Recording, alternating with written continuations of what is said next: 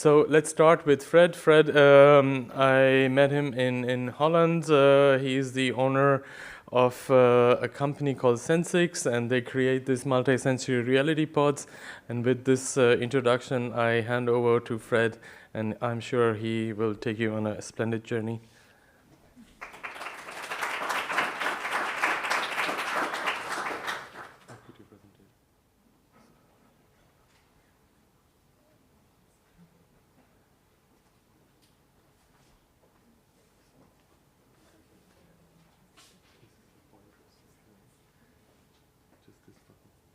Okay, awesome. Yeah, perfect. Thanks, Pradeep, for having me here. It's a great honor to be with so many super smart people, real scientists. I'm not at all a scientist. I'm more like just a very explorative person. Also was a soul searcher. I like technology, though. Nice piece of information. My mother's last name is Benz. She's from the Mercedes-Benz family. So technology is a bit in my family's blood. Well, talking about technology, we built multi-sensory experience pods. And I can tell you a little bit about it, how that came all about. First, I'll show you a little bit more what it is. So it's actually a box, and you can control all the senses with this. So we have some lights, you can play around with the heat. We have biofeedback. You can basically connect any type of biofeedback sensor that you want. Of course, virtual reality and fragrances. We can induce over 100 fragrances. We can also make fragrances on demand. So basically it is to experience. It's an experience cabin, because as a human we have 5 senses. I know you all know we have way more, but most of it, they focus on the 5. We call sense X. The 6th sense is, I would like to say, the intuition. And it's about experience, and this is, for me, really inspiring, because when I was young, I always thought life must be some kind of dream, you know, because it's so strange that everything is possible and everything is happening. Yeah? And also strange that anything we can imagine at one point can exist. So I always thought like the universe must be some kind of brain that imagines us all and everything. And then I saw this, this is Morpheus from the Matrix. I don't know if, who saw the Matrix? Good, I'm in a good crowd. Yeah, so that was really inspiring. I thought it must be something like that. Your brain has such a capacity to create an experience, and also believe it. You know, when you dream and you do this and you believe you can fly, you believe it. You know, and when you wake up, you think it's stupid. It was a dream. But this world is actually also really strange, right? So maybe when we wake up, so why did I believe all this? You know, so this is like, I would really say the brain has really this capacity to experience. And it's all a signal. So the moment when how it came about the idea of Sensix was actually in the nature on the beach. I was doing a lot of soul searching. I've been to India a lot. I've been meditating in the Himalayas. I read all these books about Vedanta, Vedic, and it's also, they say, like, you have the illusion, which is the Maya. You have some energy, creating shapes all the time. And then you have the Lila, it's like your mind, your senses, you experience the world. And you think it's real, and it attracts you outside all the time. This is the game. It's basically the game of the reality. And that's to experience. I also did LSD one time. That was on a party in Amsterdam. I got a bad trip. I almost decided to kill myself, basically. It was because we were playing around with it, and I became so afraid of psychedelics, because I thought I was turned insane, and I thought this will never be good again. So I almost jumped out of the car in the middle of the road. So then I know every time people say maybe somebody jumped off a roof of LSD, he thought he could fly. I really think he deliberately decided at that moment to kill him or herself, because I got totally mad. I didn't understand anything anymore. And it was so frightening, but luckily it passed over. But I didn't do any psychedelics for 20, 35 years after that. So set and setting, I learned, is really important. This is really nothing to play around with. So anyway, one time I was on the beach, and because I started a company a long time ago, and I got a lot of stress, and I was on the beach, and I thought, how is it possible that I relax so fast on the beach? So I thought, you have all the sensory stimulations, and then your body and your brain, they just respond on it. And I thought it's really interesting. So I thought, let's see if you can get the beach feeling without the beach by just create a box with multisensory stimulations that stimulate the beach. And the effect actually was way better than we expected. Then we were a bit lucky. We got help from the Dutch neuroscience department, from TNO. We got the grant. TNO is like the Dutch Fraunhofer, but way smaller. And they said, wait, this has a lot of potential for health. And one of the things that we learned from them is a 1.5 year co-creation lab grant, is that your brain actually wants to be lazy, like your body, because it takes a lot of energy. So every time you experience something, you store the memory, but also the emotion which is connected to the memory, you store it in your brain. And next time you experience something similar, you get the reactivation of the emotional memory. And this is actually really cool, and I like to call it the Bob Ross effect, you know, because Bob Ross, I don't, maybe people know him, I don't know if everybody knows him, but he has like this Van Dyke Brown color, for instance, and it's just like this, and within 3 seconds you see a whole landscape. So your brain kind of wants to make a reality out of the input. So the thing is, if you only like do the audiovisual part, you keep yourself more in an observational state.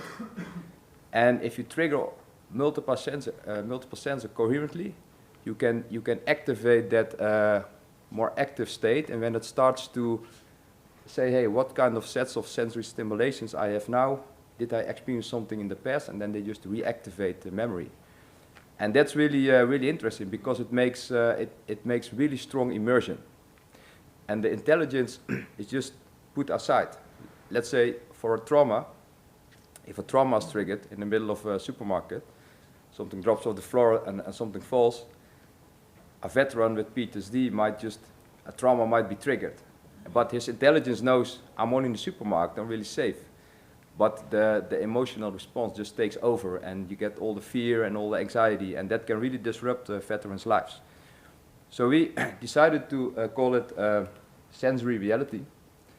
And we made the pods, the platform, and the software to create multi-sensory experiences, to really go from stimulation to an experience, and to increase the immersion of audiovisual content. And when we launched in 2017 in South by Southwest in USA, all of a sudden I found this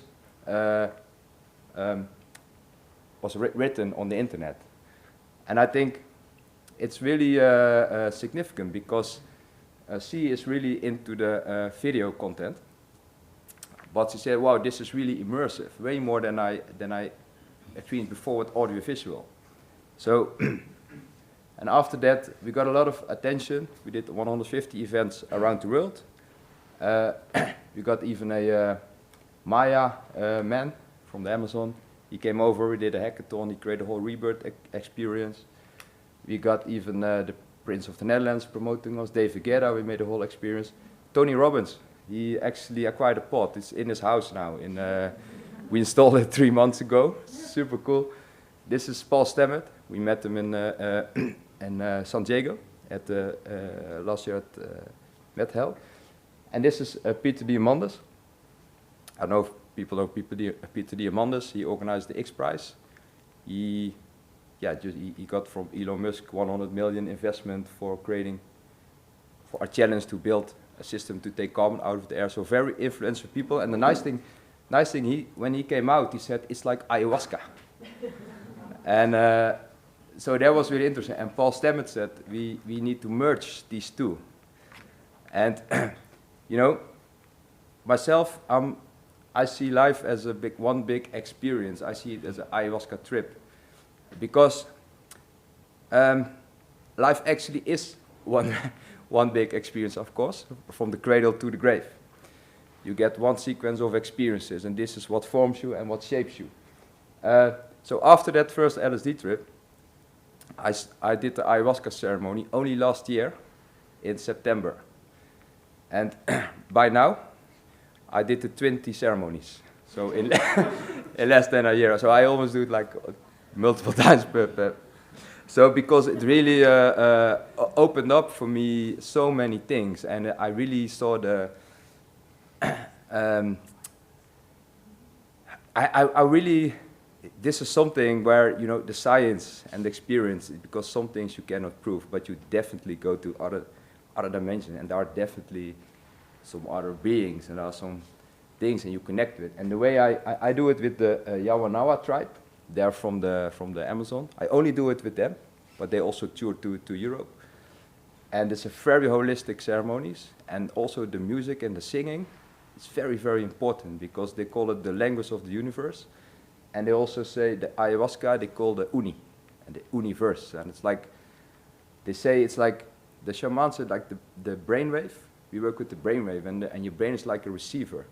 So when you tune your brain radio, you get this information. And then you get just taken out of this 3D reality, which we're kind of locked in because it's kind of limited to the ability for us to, our awareness is like what limits us in our knowledge, of course. And that just opens up, and you receive so many things. I saw the whole source code of the universe. I became one with everything, and it's amazing. And my ego just got fried the first time. It was like a big liberation. Unfortunately, it tends to come back after ayahuasca trip. So for me, the DMT, I try also some psilocybins, but the DMT, I feel it's really different. Actually, I also did the Bufo, Alvarius, the frog, the 5-MeO DMT, the original one and the synthetic one. It's amazing. But for me, the ayahuasca with the Yamanawa, I'm not a scientist, also I can say it. I could recommend everybody to do it.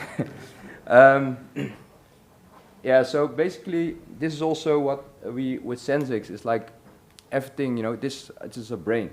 We call it our brainscape. And all the memories, like here's a little teddy bear, here's a little newspaper, guitar, all the memories from the past, they are stored in our subconscious, and they have an emotion attached to it. And what happens, it steers our responses, and it steers the way we perceive the world, how we feel the world. But we don't know why. We don't know why we respond on certain ways.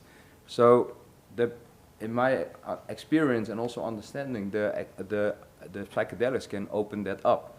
And also you can do it with experience itself. You can trigger this, I like to call it the experience mechanism of the brain. Can open up, you can reprogram basically the emotion. So we are very lucky to be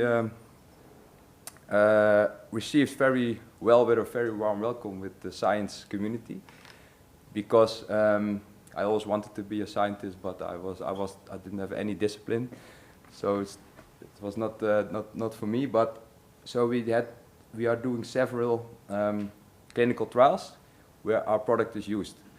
This one is from Quebec University. They test the effects compared with what the nature can do and what you can do in the pot with very good results. This was a really nice application with Erik Vermette. Also, Rick Dublin was here in this one. It's from Erik Vermette. He's in Holland. He's very, also worldwide, very well integrated in psychedelics for mental health. He has been 15 years head of military mental health of the Dutch defense, and he's a professor also in psychiatry from Leiden. We also made this one for Eric. It's an interactive multisensory experience to disengage out of traumas. And this is also really nice research with Michael Kind. He's also a professor from psychiatry. And their hypothesis was that every time that, like in the past, they say when you have a memory and then it's like engraved in your brain, like in a vinyl, but you cannot get it out. But then they discovered it works totally different. Your brain builds an experience. When it comes back up, it's like a new one. And then it takes approximately 2 hours to rewrite the experience, which means every time you can reactivate an experience, you have 2 hours to play around with the emotion. So you can do really fast, you can do changing of emotional memories.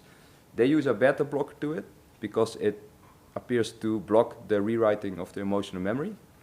The way I would like to see it from a software programming point of view is that your software, if you make some software and you have a compiled version and there's a bug in it, you cannot get the bug out so easily. You need to go to the source code. You can learn to deal with the bug, like you say, you can do psychotherapy and you say, hey, maybe you count to 10 or do other things, but if you just open up the software, you can just reprogram it. And that is like a really fast way of doing it. And I think the ayahuasca does it as well, and you can do that when you activate that whole system. And they also use this one for traumas, for healthcare workers. This is also a nice one. It's for a University Poitiers in France. We built the whole world.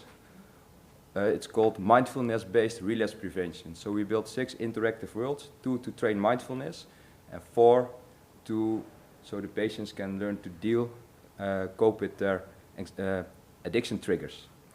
This is funded by the French government. This is also a nice one, also from Paris. It's from Nanterre University, also funded by the French government. They wanted to test the effects of anti-tobacco campaigning.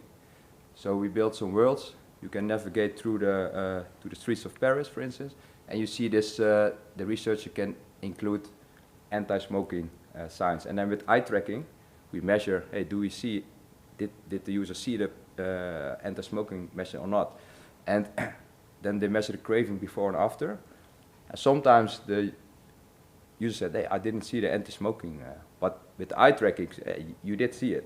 And then the craving went up sometimes. So it's a bit strange that with taxpayer money, people do anti-smoking tobacco, the government, and it actually can induce the craving. So this is very nice things you can do with research. This is another one. It's based on narrative-based exposure therapy, also for the Dutch Ministry of Defense. This was one of our first clients for improving quality of life for mentally disabled and elderly people that are inside care homes all day. We tested 120 clients and we measured the subjective and objective feedback. So subjective via questionnaires, objective via sensors, heart rate variability, skin conductance, and that were the one. And then TRO made the whole report, and the outcome was actually really nice. You got before, during, after. People were less sad, they felt more happy, they got more energy. So I really like to see it as a medicine, because you have medicines that deal with anxiety and pain, but you can also do it on a non-invasive, preventive way. This is a new one we're doing right now. It's for imaginary rehearsal therapy. We do it for trying to reprogram dreams. So together with clients, we're going to remake dreams with AI, and then make it like the other end, and to see if traumatized veterans, they are not waking up all night from the dreams, because it inhibits their sleep, and that makes their quality of life really bad. This is also another one. It's not really research, but it was a documentary we did on pain, because pain, chronic pain, it can be very much related to stress and to other types of connections. So this one you can shoot the pain out of it's like a game. You see the pain in your nerve system. You can just shoot the pain out. And every time you use multiple senses, you kind of you program your brain in a let's say. This was the one we did also with the X Prize. That's how we met Peter Diamandis actually. We built the whole avatar system. On distance you can steer avatars, multi-sensory. That was a whole consortium. So this is like a typical research setting looks like. Yeah, now normally here the researcher can see what the patient is seeing and also steer like the application. So we offer experiences. We also build customized experience, but we also work together with content community. And from there, you can basically provide multi-sensory stimulations.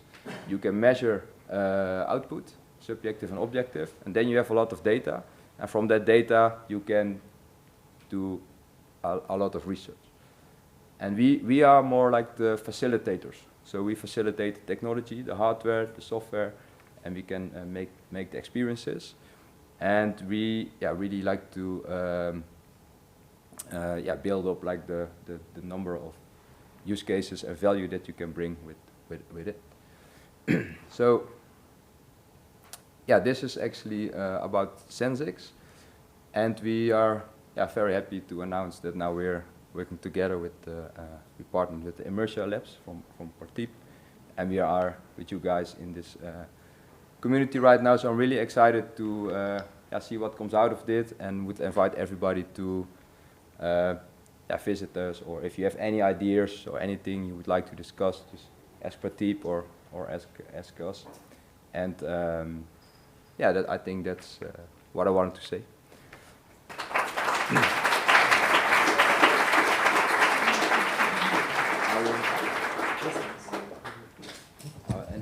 So if there are audience questions,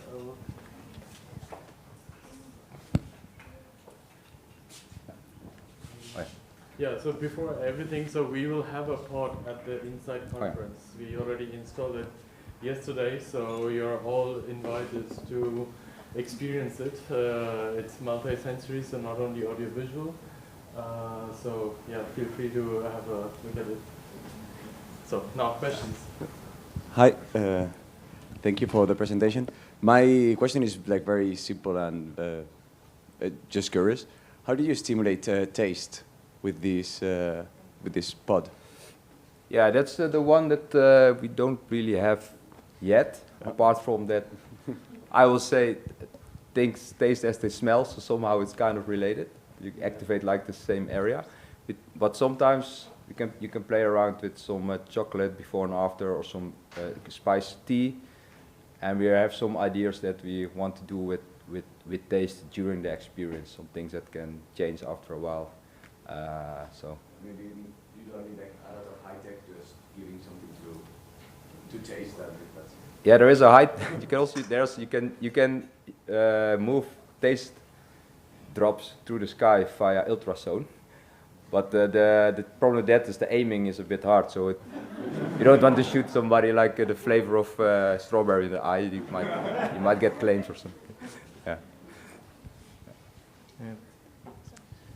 Yeah, I have a question. So you, from a very high level, you have a framework that I guess simulates things in the real world. So all the visual aesthetics you showed look like real world stuff, right?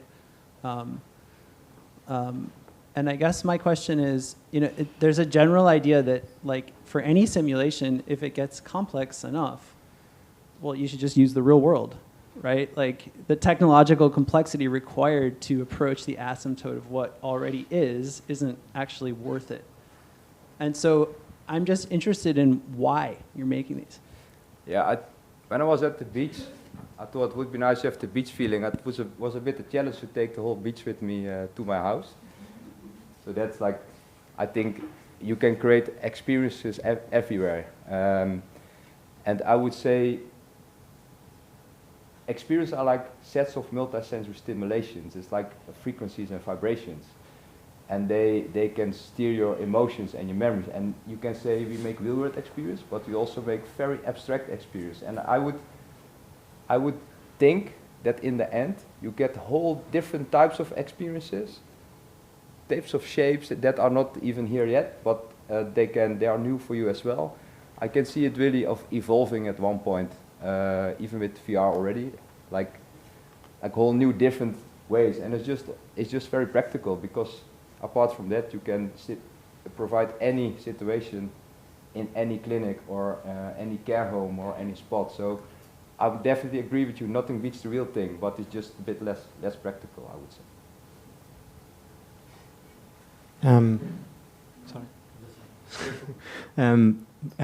So people that use virtual reality goggles, for example, especially when the technology now is getting very good, they report sometimes about, 5%, that they get dissociations or derealization episodes afterwards because it felt so real.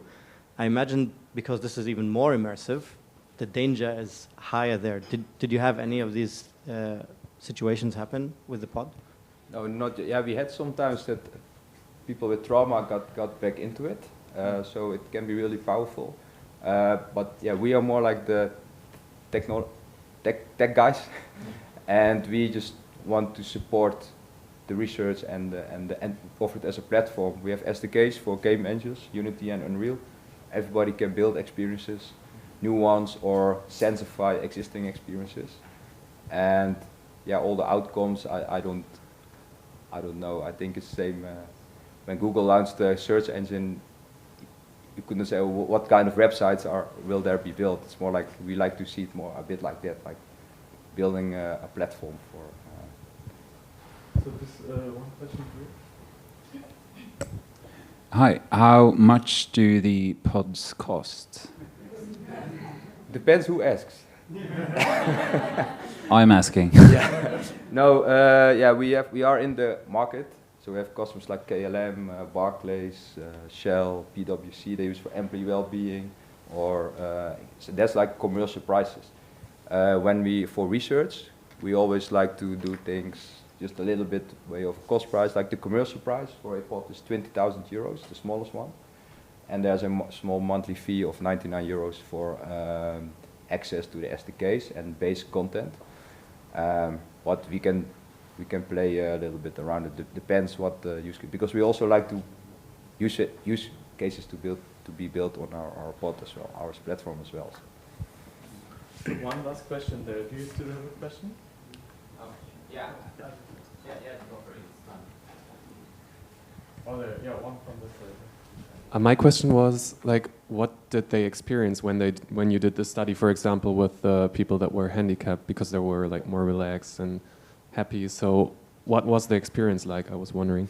Yeah, there was a set of different experiences. It could be you go on safari with elephants, or you swim with dolphins. So it was a mix between 360 videos, real world videos, and animations. And yeah, 360, you just go with a camera. It's real, but you have some stitching, and the animated version, they can be really fantasy worlds, and so it's a different set. Actually, my question is related to that.